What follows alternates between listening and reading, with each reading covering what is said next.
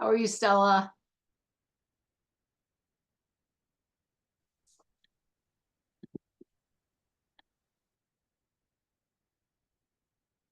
All right, here comes everybody. It is great to see you all.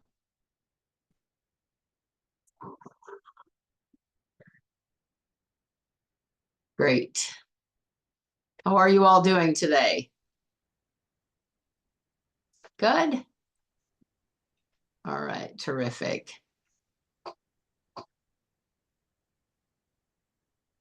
All right, anybody have any questions for me? Hold on just one second, I gotta take care of something.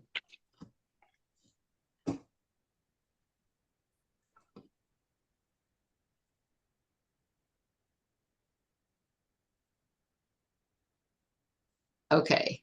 All right, if you do not have any questions, we will begin, or anything that you want to share. All right, let me get us started here.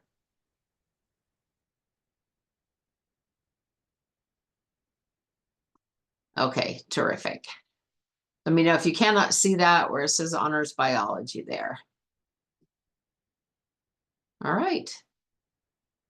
So we are going to start out today by talking about this lab that we have been doing. You were working on this activity, this where you put the seeds in the bag and all. Do you guys think this was a controlled experiment or not? Do you remember what a controlled experiment is?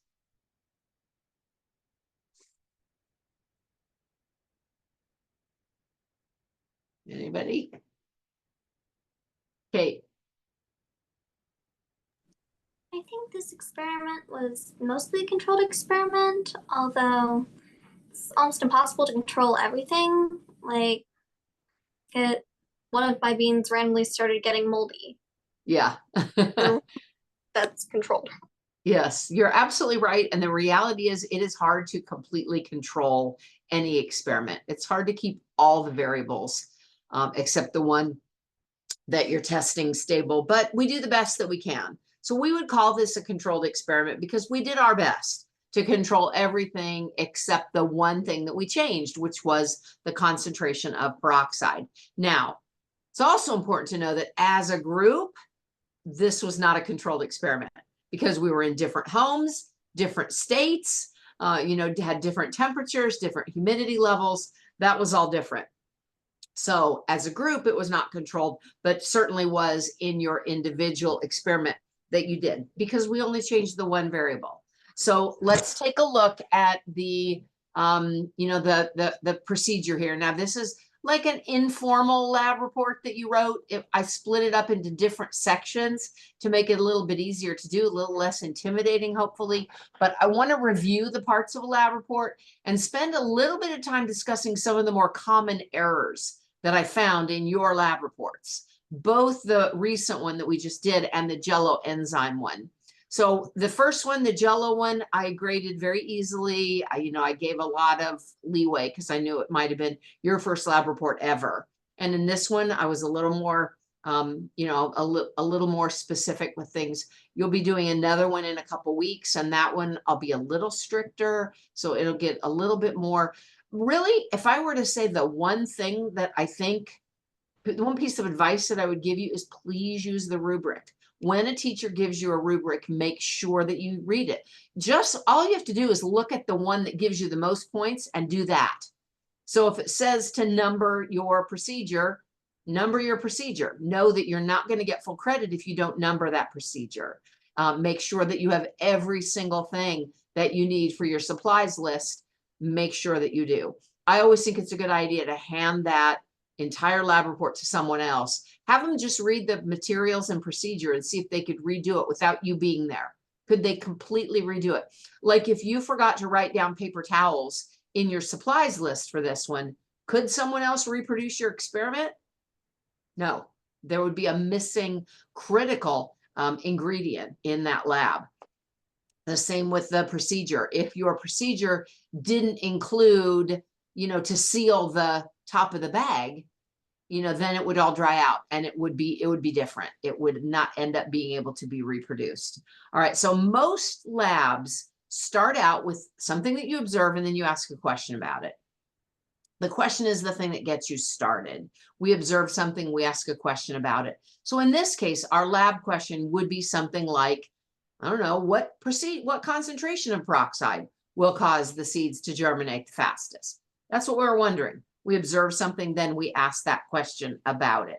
Now the prediction, that's a little more informal. It's not always included in a lab report, but if you write your hypothesis in if-then format, which I highly recommend that you do, then you've got your prediction. Your prediction is going to be your then. That's what I'm predicting is going to happen. So let's just suppose for, the sake of ours, that we think that it's the highest concentration, that's what we think is going to happen. That's what we're predicting.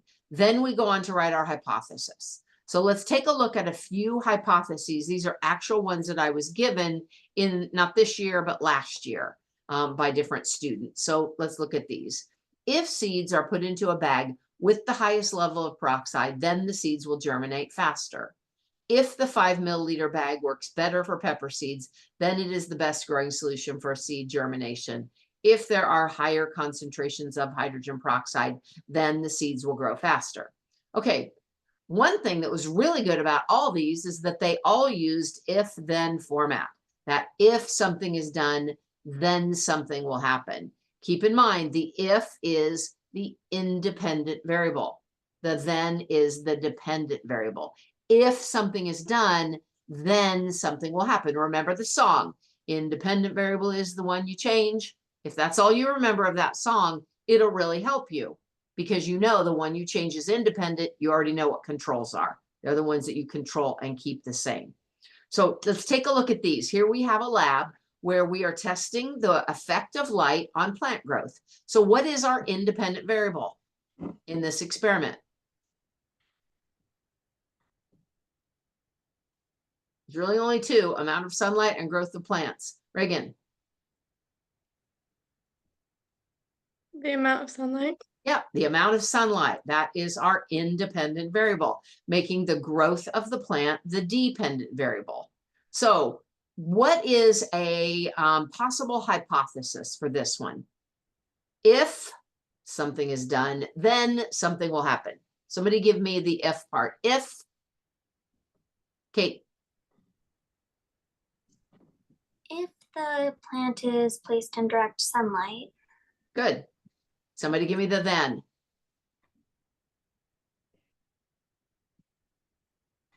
Remember what we're looking at. We're looking at the growth of the plant. Reagan. The plant will grow better. Good. We can make that even more specific because better is not really measurable, right? Can't measure better, but I could say like taller. That would improve that even more. So then it will grow taller. Then it will grow more leaves. Then it will grow wider leaves. Then it will grow, I can make it more specific like that. So if I give the plant more sunlight, then the plant will grow taller. I can also do it the other way around though. I could say if I deprive the plant of sunlight, then the plant will die.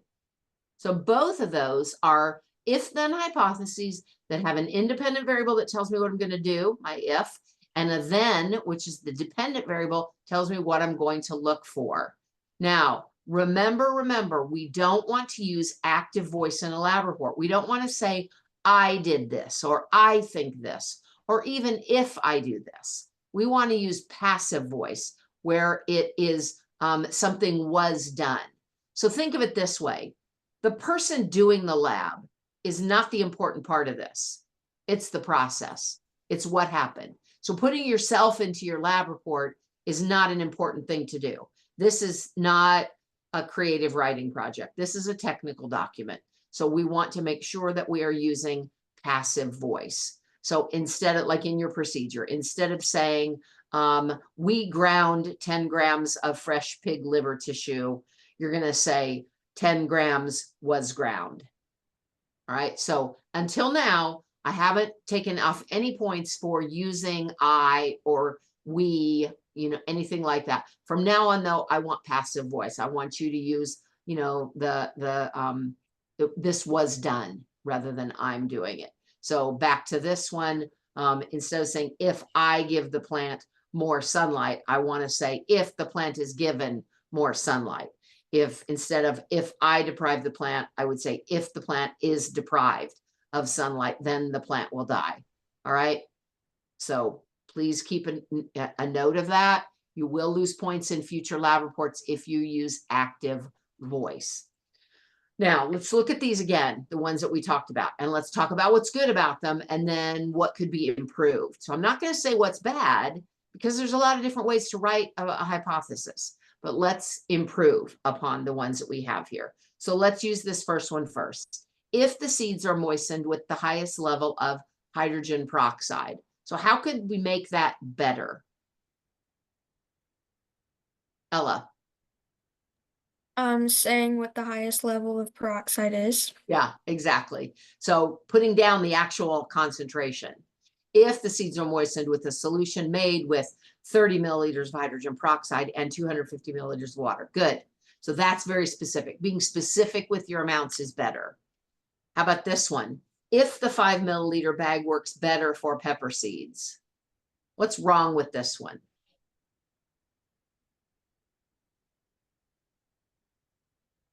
Reagan. The bag wasn't 5 milliliters. Right. Right. The bag could be a gallon size bag, right? And the bag isn't the one doing the work. And this isn't even really telling us what we're going to do. Is there any independent variable in that? If I do this, if this is done, no. So I could make it better by saying if the seeds are placed into the bag with 5 milliliters of peroxide and 250 milliliters of water, right? But that's still not really great. What, anybody see anything wrong with this possibility with the way this is written? Kind of sounds like we're dumping the seeds into a bag of water, right? Like the bag has 5 milliliters of peroxide. It makes it look like there's 255 milliliters of liquid in that bag and we just dump our seeds in. So even better would be to say, if the seeds are placed into a bag and moistened with a solution of 5 milliliters peroxide and 250 milliliters of water, right? All right, now let's look at the third one. If there are higher concentrations of hydrogen peroxide present, once again, that's okay, but it's not something we do. We want our if to be what we do, what is being done in the lab. So to go back up here and say, if the seeds are moistened with the highest level of peroxide, that's telling me what I'm going to do. Oh, I'm going to moisten the seeds. I look at this and I go, what am I going to do? If there are higher, I don't know what I'm going to do from this statement, but from this one up here, I do. All right, now let's look at the second part. Let's look at the then. So the then, the seeds will germinate faster. So is it measurable? Remember that your then has to be measurable. Well, you're looking for independent variable is the one you change. Dependent one is what you measure. So it has to be something measurable. Faster is measurable, but faster than what? Right? So it would be better to say faster than the other concentrations tested. That would be a more comprehensive kind of a then statement. Looking at the second one, then it is the best solution for seed germination. Again, best, using words like best isn't necessarily good in a lab report because it, you know, we want to know like better than what or best out of what. It would be better. And this also isn't measurable. The best solution for seeds, is that measurable? Not really. How do I measure whether something's best or not? I want to look for things I can actually measure. So the seeds in this solution will germinate first before the other concentrations, something like that. And then the seeds will grow faster. We weren't testing seed growth. We were testing germination. All right. So, and again, we've got this word faster. We want to know faster than what. All right. So remember, this is not the only way to write a hypothesis. You don't have to use if then when you're writing a hypothesis. I want you to, though, in my class, because I think it's a good way to learn this all. It's a good way to learn to think through what exactly a hypothesis is for. it's almost always best to use it. You can even take it a step farther and use a 3-part hypothesis framework. This is often called if, then, because. If something is done, then this will happen because of that. I'm not requiring the because part. I just want the if, then part for now, but I wanted to point that out to you. Just remember, a hypothesis should explain what you expect to happen, be clear and understandable, testable, measurable, and have that if then, that independent and dependent variable. All right, so if we put this in as our hypothesis, if the seeds are placed into a bag with a solution of 30 milliliters of hydrogen peroxide and 250 milliliters water, actually it should say moistened with a solution, then the seeds will germinate faster than other tested concentrations. So the next thing after our hypothesis then is going to be our supplies. Again, please make sure to have every single thing that you used, including the size of the measuring spoon, the size of the bag, the number of seeds, the kind of seeds, everything that you did. You can't just copy and paste the procedure or the materials list that I give you, because I don't want you to say what you could have used. I want you to say what you actually did use. Remember, write your procedure like a recipe, but even plagiarizing your teacher is still plagiarizing, right? Copying from what I tell you is still not your own wording. So you have to use your own wording. Handing it to somebody else and seeing if they could redo it is the best idea. All right, so this is a table that you could use to do your results in this particular lab. Results are another way to write your observations of the experiment. This is what happened. And you guys gave me your observations. You gave me a wide range of observations. Some of you, the higher concentration worked best. They germinated first. Some of them, the lowest ones. Some of you, your control germinated first. So you guys gave me a lot of detail in some cases and not much detail in other cases. Not many of you gave me a chart though.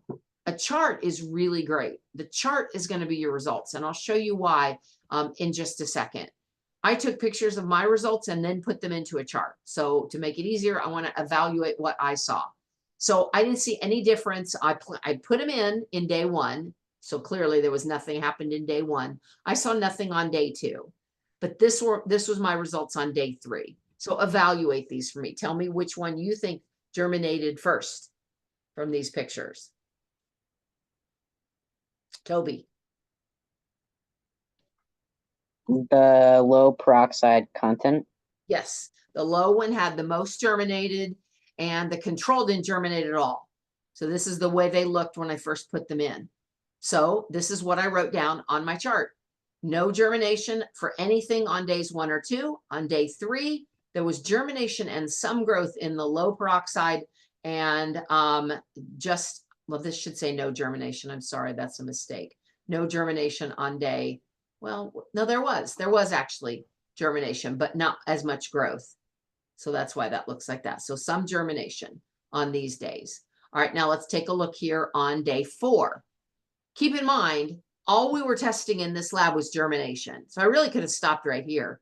Once germination occurred of the first one, I could have ended the lab, but I wanted to continue it just for a couple days and see what happened. So let's evaluate this one. Again, the low peroxide concentration shows the most growth. We see a little bit in a couple of those, and finally I have some germination in the control. So this is what I write: germination and some growth, and then I measured the low, medium, and high. And I had the highest growth, the most growth, 2 centimeters growth in the low peroxide.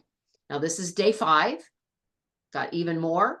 So I found some descriptions to use. I've got, with my low peroxide, more growth and root branching. So I'm beginning to see, back up again, beginning to see branching of the roots here.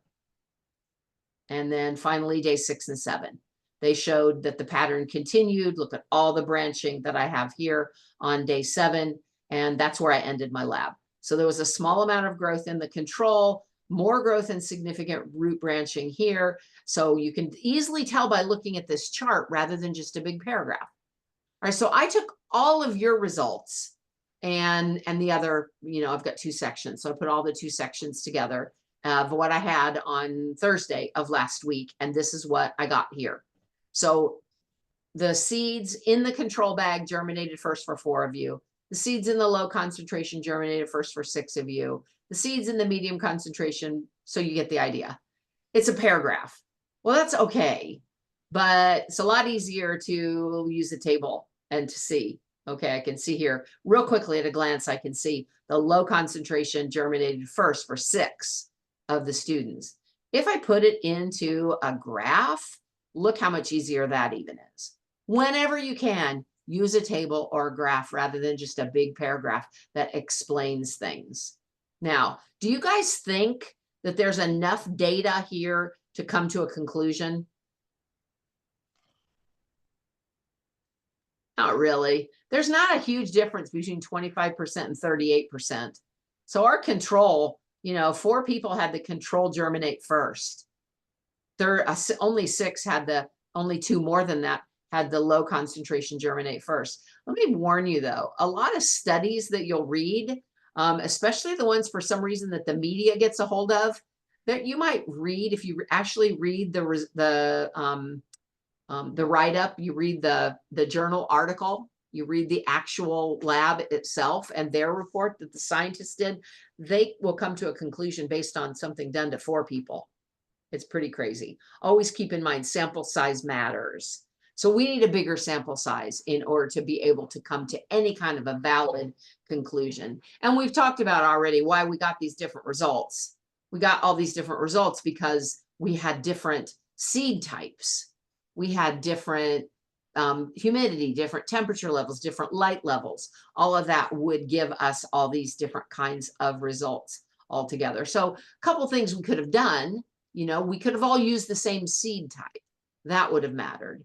We could have all used a temperature controlled environment, said put it in a room that is 72 degrees Fahrenheit or something like that. There's ways that we could have done that, but those are a little harder to do. So here it is again. The solutions were 5, 15, and 30 milliliters for the low, medium, and high. So let's come to a conclusion here about this lab. If we started with this hypothesis, if seeds are moistened with a solution of 30 milliliters peroxide, 250 milliliters of water, then the seeds will germinate faster than other tested concentrations. A lot of times with our conclusion, we'll say, okay, since this is our result, we can conclude that, right? Or, we don't always want to say, in conclusion, you can, but it's better usually to just say things. Don't say my hypothesis is, just say what it is. So here's a possible conclusion that we can come to. Since there was not faster germination when using the highest concentration of hydrogen peroxide, the 30 milliliter concentration of peroxide does not appear to improve germination in seeds. Okay, that's based on our hypothesis. We thought it was a 30 milliliter. That was the pretend one we used at the beginning. All right, now I also took the results that I had over the last 3 years of classes in order to get a bigger sample size. So we can still tell here low seems to be the best, right? So we might conclude a low concentration of hydrogen peroxide improves germination in seeds. That would be a good conclusion to come to. All right, now just to review, when we put together the parts of all the different, the different quizzes that you guys did this in, it was a lab report. It was just written in different steps. So when you wrote your lab reports, most of you guys did a pretty good job. So we're not going to spend a lot more time on this. Just remember, a lab report has to have a title that is not cutesy. It tells what was done. So a good title for this lab report might be the effect of 3 different concentrations of hydrogen peroxide on seed germination, right? That tells you what you did. You also want to have a purpose or an introduction. Sometimes that's called an abstract in a lab report. You want to have your hypothesis, your materials list, your procedure. We talked about all those. In your results, it is results and results only. Don't put anything else in the results section. Then you have your discussion. That's where you can really go to town, talk about it. You can use I You can go into some detail. You're going to analyze your experiment. You're going to talk about things that went wrong, how you can improve it. You can use that active voice, I did this, and then the conclusion should clearly and concisely state what was done and its importance. Now, when you go to write your lab report, there is in your classroom resources, which you can get to by clicking on this icon on the homepage, there is this lab report instructions right there. It's a step-by-step guide that will help you with lab report writing. And again, please use the rubric. I would go so far as to say almost every point that was lost in any of the Jello lab reports was because somebody didn't follow the rubric. You might have followed it on 4 of the things and not on 1 or 2 of the other ones. All right. All right. Any questions? All right, moving on. So in one of the lessons that you guys watched last week, there was a video that I told you we would talk about later. So that's what I want to do right now. I'm going to show you some different pictures of different sections of that video and tell you what's happening in them. And then we'll watch the video again. So you learned about all the structures that are in this video in the cell lesson, but you can see them in action here. So I want you to look at these screenshots and then we'll look at the video first. So the video begins with this scene. You're inside a blood vessel. You can see the red blood cells rolling along. They're these red right in here, and they're rolling along. And there's this blue one. That's called a lymphocyte. It's part of the immune system. We'll learn about that when we learn about blood later. But lymphocytes are part of the immune system, and they patrol by moving through the blood vessels. All right, now this is a view of the outside of a cell. So this is the cell right here, and this is called extracellular matrix. You can see that 2 cells that are right beside each other are loosely attached to one another. There are strong protein filaments that hold your cells together. Otherwise, you'd kind of like just float off into space. Something's got to be holding all those cells in. It's these protein filaments that do that. Then we go to the outside of the cell membrane. So we're down below that matrix right now. This is called a phospholipid membrane. This is the fluid mosaic model where all of these balls, they're the phosphate heads, and they all move around freely and things move through them. So there are also membrane proteins and lipids. This is a lipid raft right here that kind of moves around, and you'll be able to see that along the membrane. So then from this one, we're going to go inside the cell. Now we're looking up at the plasma membrane. It's above us. We can start to see the cellular structures inside that. There are these transport structural proteins that the cell uses to move things as well as support, to hold the cell in the structure that it has. You can see these microfilaments that are being put together and then they're being taken apart. And you can see microtubules being put together and then disassembling as well. Right, there's the disassembling. This is my favorite part of the whole video. There's this protein called kinesin, and it actually moves like this in real life. It looks like it's walking along this microtubule, carrying that big vesicle. That's just what it looks like in real life. It is a protein that has those moving little feet.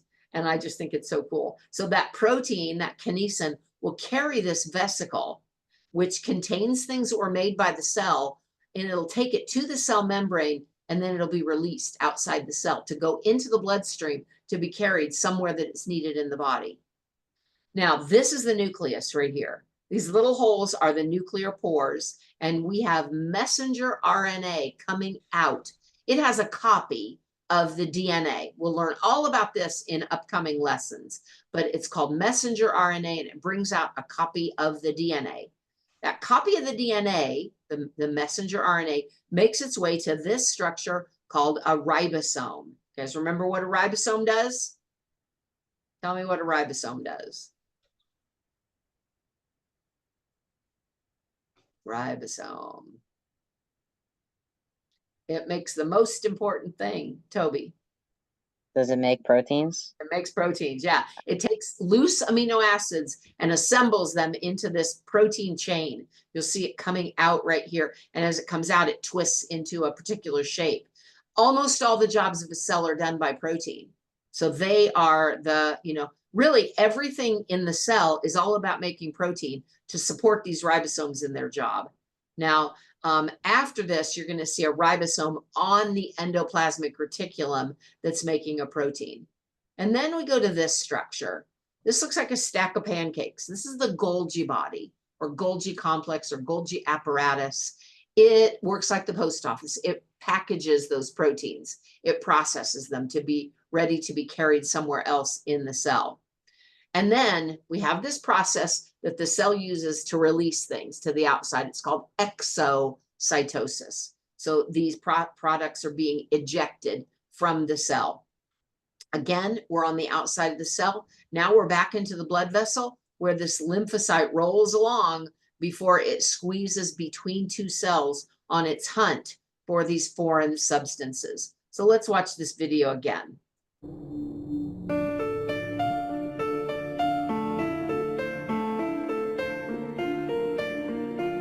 Extracellular matrix.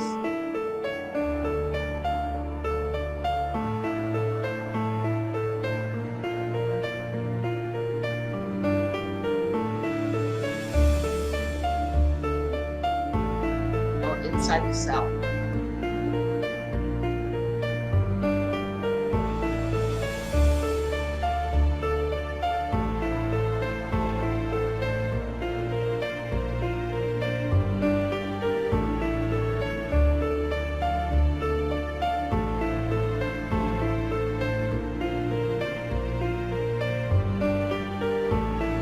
Put together and taken apart all the time, depending on where something needs to go in a cell. They're like the highways. Also provide structure to keep the cells. Comes kinesin.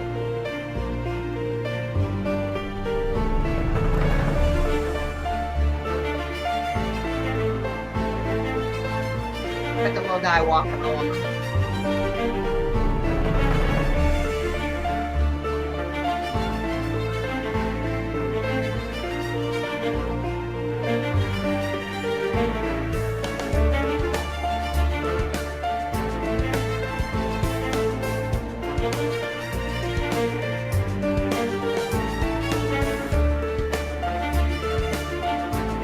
Protein coming out.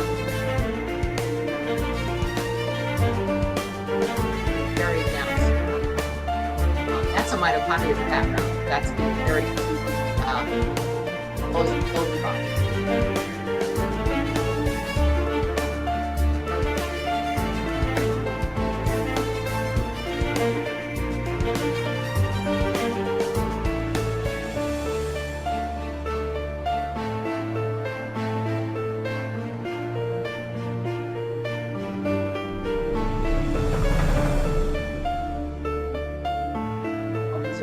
Ejected from the cell.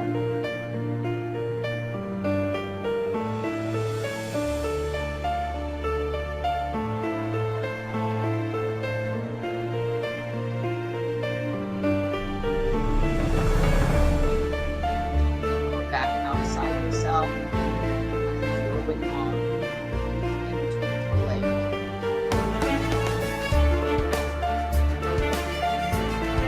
So when we're learning about the cell, one of the things, this is all so small. You know, this is all happening at a level that you can't even see with the human eye. And it's hard to remember this process is happening in every cell of your body all the time. There's all this going on. So learning about the cell is really necessary to learning about life. So knowing these organelles is pretty important. Knowing what they are and what they do. We'll talk about them throughout the rest of the course. So here they are again. Let's take a look at them. Now I'm going to give you this one that, oh, sorry. Peroxisome, we didn't talk about those. Peroxisomes contain enzymes that will, they add oxygen to certain molecules in the cell in order to change them. Molecules like fatty acids and amino acids. So we've got one up here.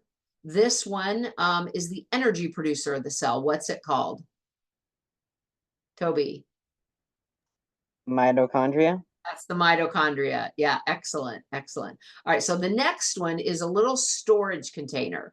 Now, since this is a plant cell, it has just one. I can tell it's a plant cell because it's got this cell wall around the outside, and it's also got these green structures in it. Those green ones with the little discs that are stacked up. We'll talk about what those all mean when we talk about plants, but that's how I can tell it's a plant cell. So a plant cell is going to have one big one of these. Anybody know what those are called? Animal cells have a lot of little ones. Kate. Vacuole. Yep, that's a vacuole. In a plant cell, it's called the central vacuole. And this is why plants wilt when we don't water them. When that central vacuole in all of the cells loses water, the cell itself begins to kind of shrink in a little bit and the plant will wilt. We water it, it fills back up with water and the plant stands up again. So that's pretty cool. All right, what do we call this solution that's around the outside? Like it's like the consistency of honey that holds everything in place. Toby. Cytoplasm. Cytoplasm. So the liquid itself is called cytosol. The liquid, the cytosol plus all the organelles is the cytoplasm. Either term would do for here. Now we get to this green one inside a plant cell. Anybody know what that's called? That's where photosynthesis happens. Stella. Chloroplast. Oh, I'm sorry. There's two Stellas. You got it though. You both got it. Yeah, that's a chloroplast. All right. I'll be sure to say your last names first. Very good. All right. Next, we have these tiny little dots that are loose in the cell and on the endoplasmic reticulum. What are they called? Kate. Ribosomes. Those are the ribosomes. They are the factories that produce the protein. Yeah, excellent. All right, now we've got this big purple one right here. That's where the DNA is kept. What's that called? The big one, Reagan. The nucleus. That is the nucleus. Excellent pronunciation. Remember the L comes first, nucleus. I was just listening to a politician talking the other day, calling it nucleus. And I was like, nucleus. All right, so what's this little dark spot inside the nucleus? That's where ribosomes are made. Go ahead, Reagan. Nucleolus. Very good, very good. That is, you can pronounce it either nucleolus or nucleolus. I've heard both. I like nucleolus personally, but yeah, that's where the ribosomes are made. All right, so now what do we call this part right here that has the ribosome on it? There's two kinds of this structure. Kate? Rough endoplasmic reticulum. Yep, very good. Rough endoplasmic reticulum. And then the kind that does not have the ribosomes, it's not rough, it's smooth. So we call it the smooth endoplasmic reticulum. Now, these are the parts that package and process the products in order to export them from the cell. What's this called? Go ahead, Reagan. Golgi body. Yep, Golgi body, aka Golgi apparatus, aka Golgi complex. Any of those will do. And then finally, we have this outermost structure all the way around the outside of plant cell, only found in plant cells. What is that? Kate. Cell wall. That is the cell wall. Very good, very good. So plant cells, remember, have the membrane on the inside. That's this kind of darker olive green right there. So all cells have a membrane, all of them, even bacteria have a membrane. Only plant cells and bacterial cells have this cell wall. Animal cells do not have a cell wall. That's why our cells are softer than a plant cell is. All right, now one more thing with these, and then, well, actually, I'm going to skip that for now. I'm going to go into talking about the cell membrane because we don't have a whole lot of time left. So your book really briefly mentions the cell membrane, but it's so important that I want to make sure that you get an idea of its complexity. So think of it like a doorway to a building with a guard standing at the door. Just like that, a cell membrane will regulate what comes in and what goes out. And again, every cell has that membrane. So here we have a cell right here. That's this part right here. If I were to take a little section of this cell membrane right here on the outside and blow it up, this is what it looks like. So it's a little abstract to try to think about that. But if we took that chunk right there and looked at it from the side, just like this, this is what it would look like. Notice that it's a double layer. You've got the heads on the outside and the tails pointing in. It is a double layer. And all the organelles inside the cell also have that same double layer membrane. They have the same plasma membrane that has the heads and the tails, double layer pointing in like that. So they're all, so they can attach to one another and bind with one another. So all the membranes are the same. We call it a fluid mosaic model because of the fact that it has this pattern and it can, they can all move around. Now, the cell membrane is composed primarily of phospholipids. So these are fats that have a phosphate group on them. Lipid means fat, phospho refers to phosphate. So they're fats and lipids together. And there's other molecules in it too. And the phospholipids are the basic building blocks of the cell membrane. So if we look, keep in mind as we're talking about this, as we're talking about these cell membranes, that you are composed of this many cells. You have about 37 trillion cells in your body, and they all have approximately the same structure, approximately the same organelles that are inside them. Now, some have more of some organelles, like muscle cells are going to have a lot more mitochondria because they need to make a lot more energy than a bone cell does. But bone cells still have mitochondria. So the amounts of the different organelles are going to be different, but most of the organelles are going to be found in every single cell.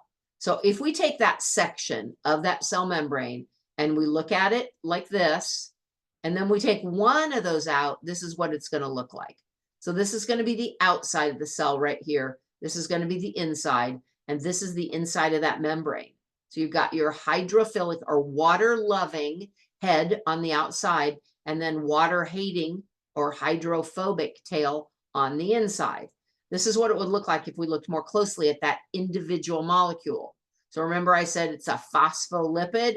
Well, here's your phosphate group right here, and here's your lipid right here. The tails are lipids. Now remember, water is what we call a polar molecule. Polar means it has poles. It has a negative pole and a positive pole. That's just what it means when you say that a molecule is polar. It has a positive end and a negative end. Now, in this molecule, it's really just kind of slightly positive and slightly negative. We can see that right here. We've got slight positive, and right here is a slight negative right here.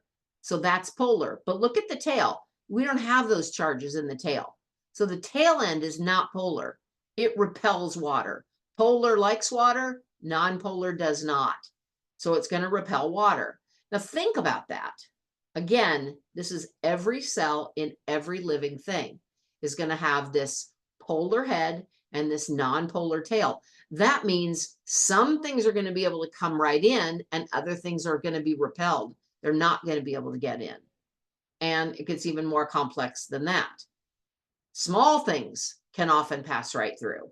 Small things like oxygen and carbon dioxide, they can just go right on through the membrane. Sometimes things are too big, though, to fit through the membrane, to fit between these polar heads of the phospholipid molecule. So if they're too big, they have to have a channel to move through. So there are these protein channels that are right inside the membrane that let things come in and let things go out. So things that are either too big or charged, that have a positive or a negative charge, they need help getting through the membrane. So we have these channels in the plasma membrane that do that. They're called protein channels or channel proteins. Now these cell membranes are cell membrane proteins like these, they're going to transmit information into the cell and they're going to transport substances across. And sometimes they actually change shape. So some channel proteins change shape to move things from one side to the other. Now there's three really important channel proteins. One is called a carrier protein. So they move substances from one side of the cell membrane to the other. You have receptor proteins that don't bring things in, they bring information in. They tell the inside of the cell what's happening on the outside. Okay, think about that again. Think about how amazing that is. Inside of the cell needs to know what's going on outside the cell. There's a way to get that information in. And then you have cell recognition proteins. So these are right here. These are glycolipids, and they have a carbohydrate part to them. That is a unique strand of molecule that identifies the cell. So your glycolipids, your cell recognition proteins are different than anybody else's or any other organism on Earth. So this is how your body tells the difference between you and some foreign thing like a bacteria that wants to get in. It knows how to destroy a bacteria, but not you. So you've got immune system cells that are constantly patrolling, looking for invaders. As long as they see this identification marker on the outside of a cell, they know that that's you. That belongs to you. Don't destroy it. It's self. If they see one that doesn't have this marker on the outside, they go, this doesn't belong here. I'm going to start trying to attack, and I'll get rid of this one. And that's how they know that microbes and things that don't belong in, foreign invaders don't belong inside your body. It knows how to destroy them. Now, some of these proteins that are embedded in the cell membrane, they actually work a little bit like a pump to pump things from an area where they're not very concentrated to an area where they are. We need energy in order to do that. One of the most important ones in the cell membrane is a pump called the sodium-potassium pump. So it moves sodium out and potassium in. Now, this is really important because concentrations of sodium and potassium are really vital for almost everything that the cell does. In fact, in most cells, somewhere between 1/4 and 1/2 of all the energy that is used by that cell is used to power this pump. Pretty crazy. So remember that ATP, that stands for, you tell me, what's ATP stand for? It's an important molecule to memorize. We'll talk about it again and again. Adenosine triphosphate, ATP, adenosine triphosphate. It's really important because it provides the energy for it provides almost all the energy needed by all living things. There are a couple of other molecules that can provide energy, but the primary one by far is ATP, adenosine triphosphate. It has called that because it has an adenine group here and 3 phosphate groups right here. We will learn a lot about ATP in upcoming weeks. So let's look at that sodium-potassium pump. Now, ATP is needed. You'll see ATP come in. ATP is needed, and it's broken down to ADP, and the energy in that breakdown gives power to this sodium-potassium pump. So the potassium is blue, and the sodium is red in this picture. It's going to be moving things what we call against the concentration gradient. That means there are not very many. That's going to move them to where there are a lot. So like you trying to push one more person into a room that's already crowded. Takes a lot of energy to do that. It does the same thing here. In order to push one of these molecules into a place where there's already a lot of those molecules, takes energy to do that. Let's watch. So you can see that for every 2 of the potassium molecules that are pumped out, you're going to bring 3 sodium molecules in. And right there, watch for the energy to come in, the ATP, right there you go. ATP binding site, there's your ATP. When that phosphate group is broken off, a lot of energy is released, and that powers that pump, moves it in. Again, almost half of the cellular energy is used just to do this. Again, gives you an idea of how important that is. So remember what cells need to do. It isn't just sodium and potassium that they need to move. They need to move lots of things across. They need to bring in the nutrients that they need. They need to get rid of waste products, and they need to communicate with one another. And there's 2 main ways, 2 main processes that they use to do that. One is called active, takes energy like you do when you're active. The other is called passive, think couch potato. That doesn't take any energy at all. It's passive. So let's talk about passive transport first. If I roll a car down a ramp, that's passive. No energy is required. But if I push that car up a ramp, now I need energy. That's active. So passive transport doesn't use any energy at all. It's because things are with the concentration gradient, They're moving from where they're really concentrated to where they're not.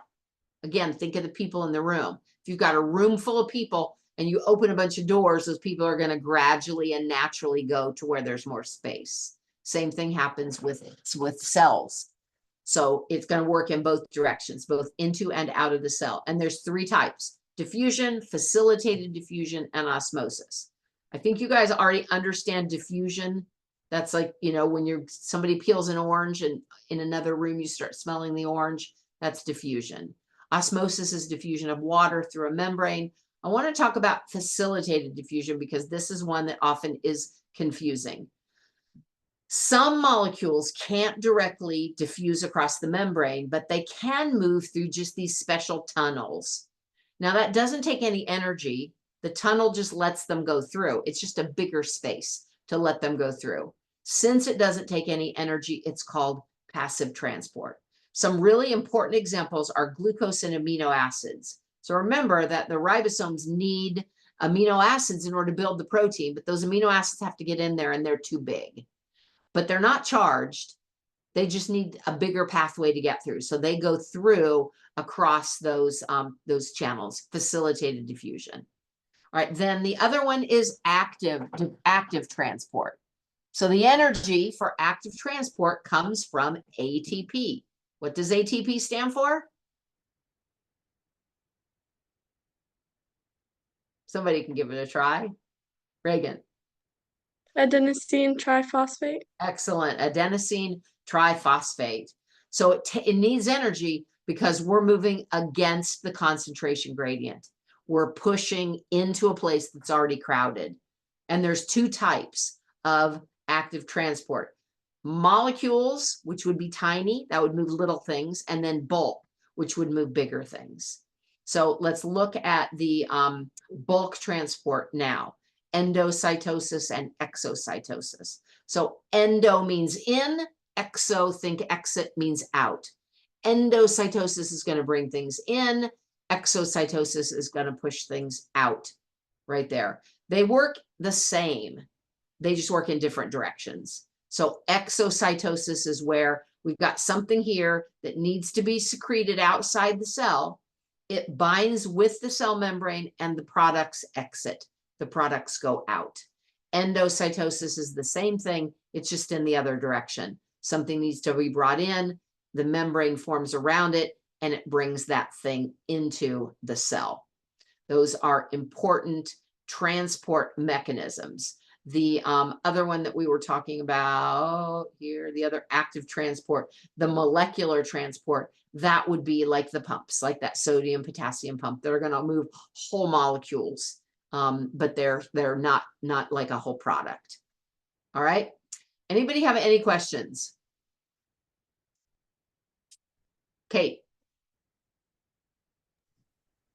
How does the cell know what it needs more of or doesn't need more of?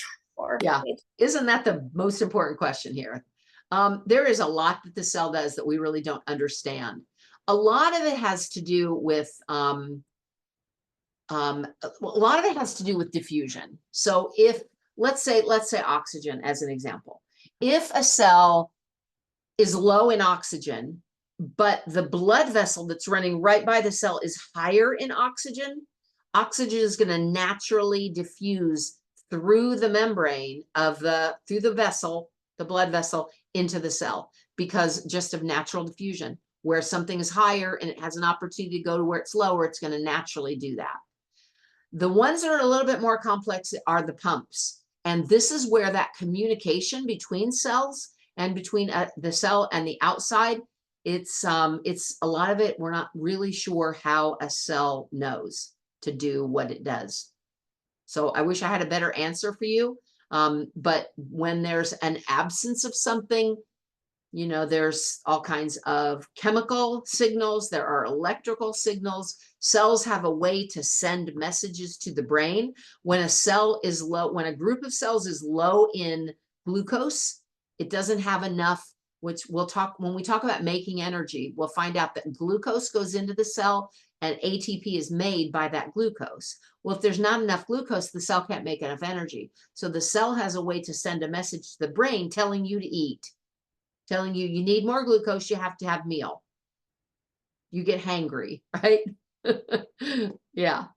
So it's a very complex and as yet not completely answered question. Toby, Oh, mine was basically the same. the same thing. How does it know? Yeah, yeah.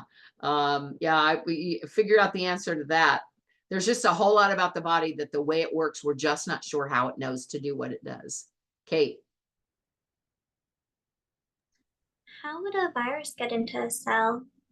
Would it like go through one of these protein things or There's a couple different ways that viruses can get into the cell. Sometimes they go right through the cell membrane.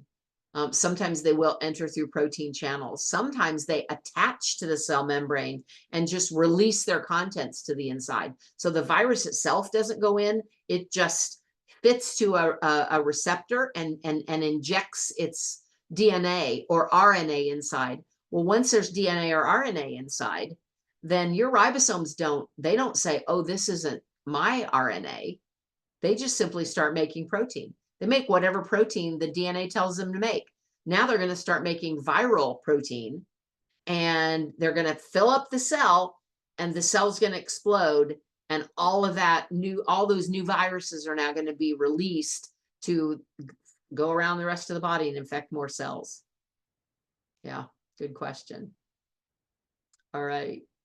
Everybody, time's up. Have a wonderful, wonderful week, and I will see you next time. Thanks for coming, everybody. Bye.